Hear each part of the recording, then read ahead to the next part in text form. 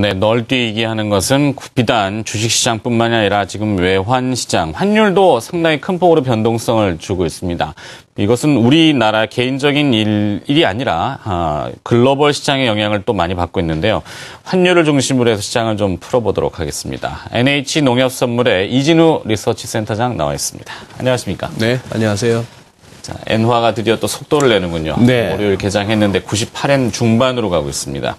일본 니케이는 2%가 넘는 상승인데 네. 우리 시장은 영 심드렁합니다. 뭐 대북이라고 하는 부분도 있겠지만 일본 뭐 대북 리스크는 조차하고 일단 엔화 흐름 지난주에 뭐 구로다가 아주 또 세게 나왔어요. 네. 저는 그래서 표현을 가미가제 이렇게 표현을 썼는데 어떻게 보십니까? 네,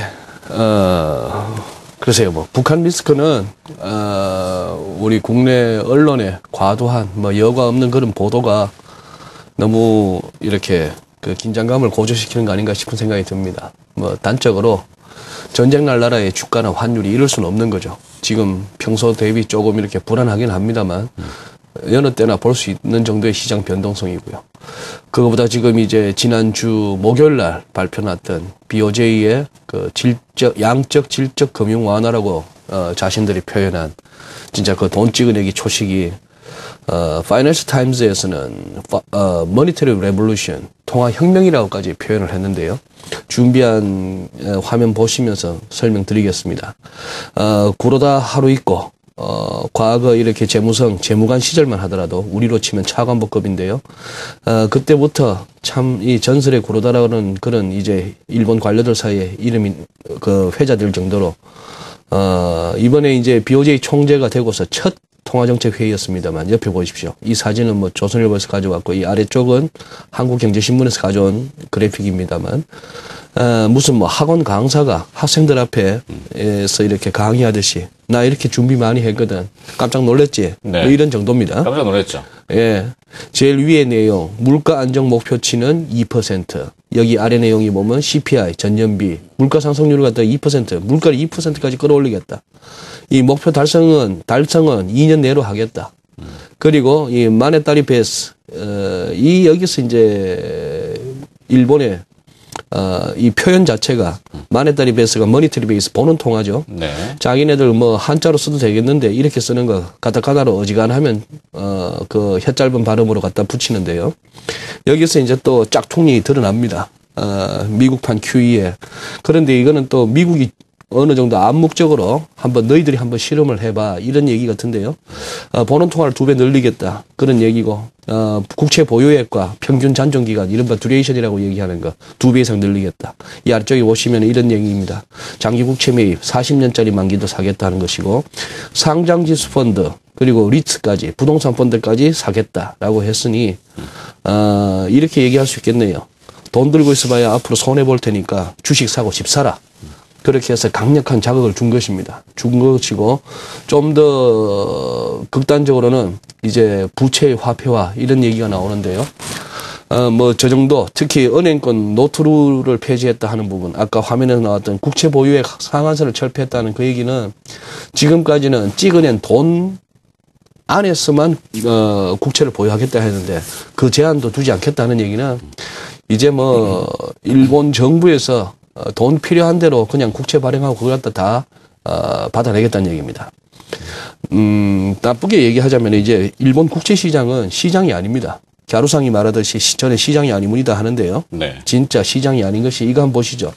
지난 금요일 날 이런 상황이 벌어졌습니다. 일본 국채 JGB 선물 가격 시장인데요.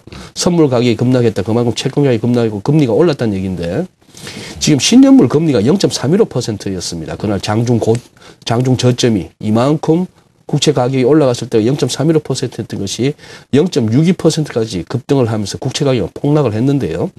이러고 이제 동경장은 끝났습니다만 야간 선물 시장에서 낙폭을 줄였고 니케이도 뭐 윗꼬리가 심하게 달렸습니다만 오늘 또 열리면서 또 이렇게 2% 넘게 급등하고 하는 얘기인데 아직은 괜찮습니다만 이것은 뭐 나중에 언제가 될지는 모르겠습니다만 궁극적인 JGB 시장의 나중에 모습이 이럴 수도 있다는 어떤 살짝 예고편이 같습니다. 즉 이거는 확률적으로 일어나기 힘든 얘기죠. 0.315 이게 0.62로 갔다는 얘기가 2배가 됐다는 얘기인데요. 하루 사이에. 장중이 말입니다. 자, 그리고 이제 또 이 보시면은 이제 이 아베노믹스 이런 부분에 참 그 위력이라 할까요? 이 두터운 구름대. 이른바 이때 89년 이때부터 90년 초반부터 해서 이렇게 소위 말하는 잃어버린 20년 아니겠습니까? 이런 과정에서 이 두터워 보이는 이 구름대를 단숨에 쉬지도 않고 숨도 안 돌리고 돌파시켰던 것이 이른바 아베노믹스입니다. 그 위력은 인정해줘야겠고, 달러엔이 자, 여기서 결국 94엔까지 말로 끌어올린 다음에 이 부분에서 결국 주춤주춤 하던 이걸 또 땡겨 세웠는데요. 이제는 100엔 정도가 문제가 아니겠네요. 100엔 정도가 문제가 아니고 지금 저 정도라면은 사실상 일본 달러에는 뭐 시장 일각에서 말하는 200엔도 가능합니다. 200엔도 가능한데 이제 플라자 합의 이전 수준까지도 가겠다 하는 그런 얘기죠. 이제 뭐 차트는 이제 그만 보셔도 되겠고, 그 결국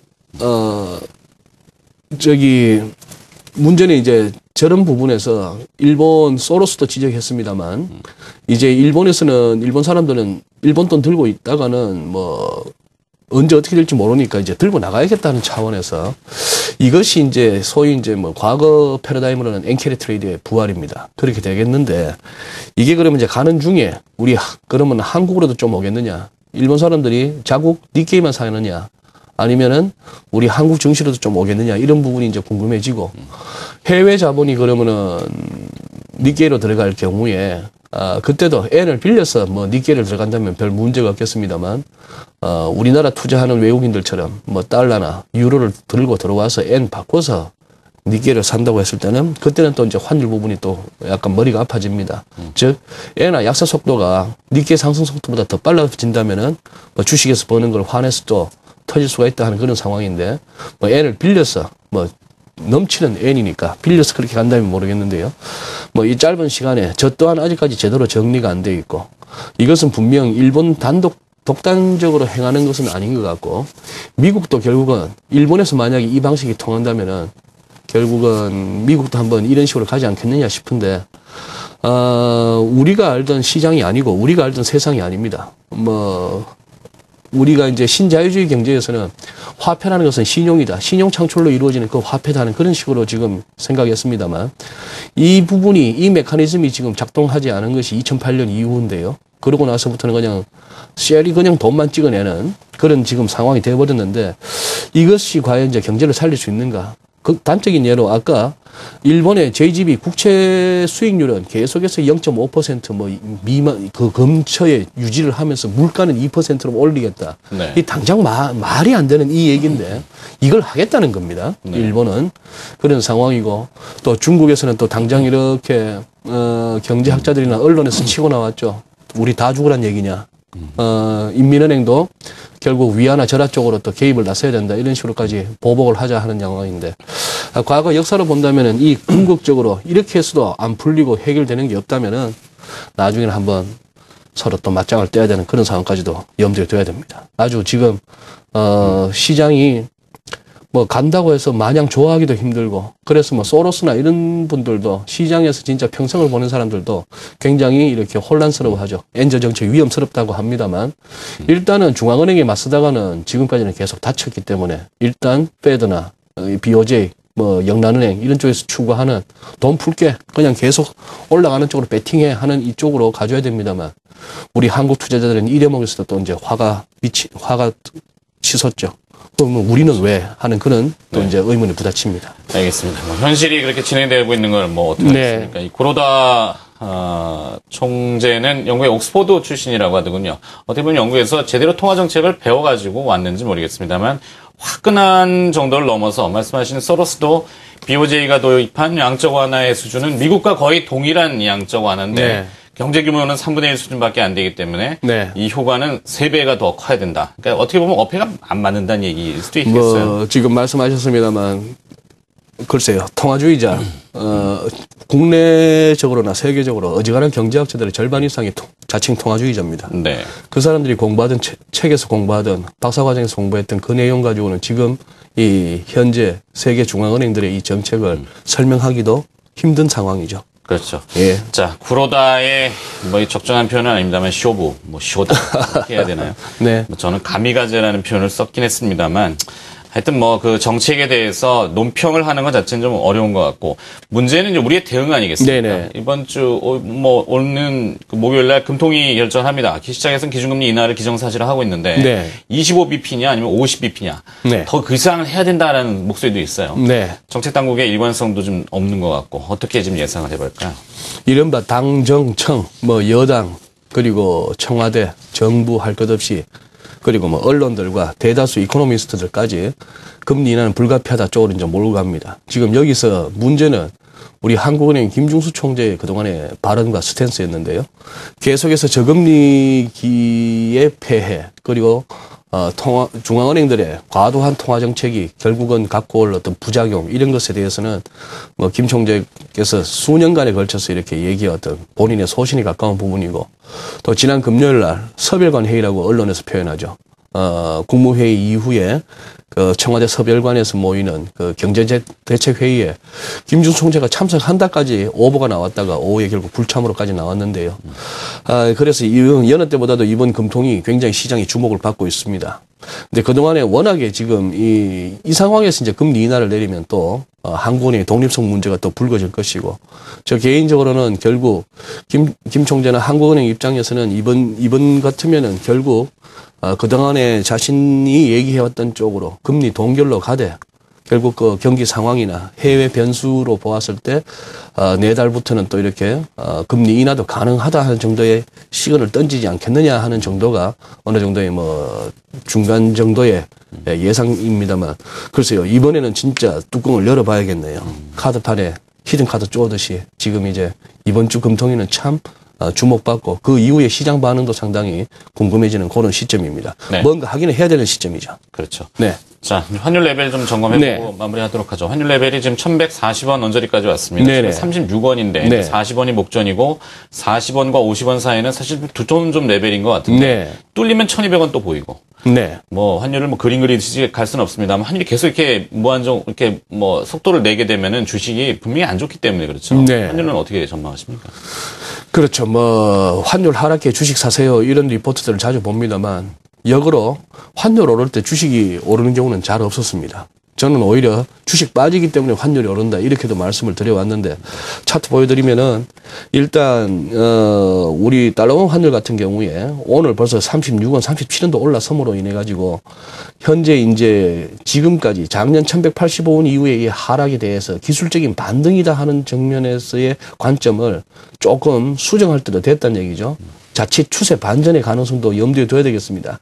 자, 지금 달러엔이 저렇게까지 날아가는 와중에 우리 뭐 금요일 날은 8원도 오르고 오늘도 한 5원 정도 오릅니다만 이거 갖고는 촉탈불급인 것이 엔원이 보시면 다시 또 추락하는 모습이죠. 워낙에 달러엔이 급하게 오르다 보니까 우리 엔원이 못 쫓아가고 있는 그런 흐름입니다.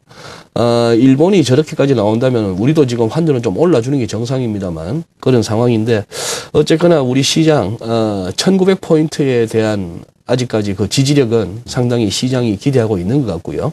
그런 상황이고 미국 고용지표도 별로 좋지는 않았습니다만 다시 또 고용지표 끝나자마자 또 이제 1분기 실적으로 또 넘어갑니다. 지난주 삼성전자 나쁘지 않은 그런 흐름이었고 이건희 회장 또 그렇게 말씀하셨죠. 스마트폰 이유가 잘 보이지 않는 상황에서 또 한 번의 위기를 얘기하셨는데 자, 이 대목에서 이제 삼성전자가 이제 버텨줘야 된다는 부분하고 그다음에 이번에 다시 한번 어닝 실적을 보면서 이 1900을 가지고 한번 다퉈야 될 것 같습니다. 만약에 이것이 외국인들이 참 겁나게 팔고 있는데 이것이 이제 여러분들이 사이트에서 가끔 이렇게 주식 관련 사이트에서 가끔 보시는 것처럼 또 이 개인들의 어떤 그 선물 파생 쪽에 포지션 또 털어먹기 위한 외국인들의 그 정도라면 차라리 다행이겠고요. 그것이 아니고 근원적인 측면에서 뭔가 다른 길게 보는 내다 측면에서 한국을 떠난다는 그것이라면 그거겠습니다만 일단 오늘 외국인들의 매도 규모가 좀 줄어든다는 부분은 좀 긍정적입니다. 알겠습니다. 네. 자, 시종 마켓리더의 특급 전략 NH농협선물 리서치센터 이진우 센터장이었습니다. 고맙습니다. 네.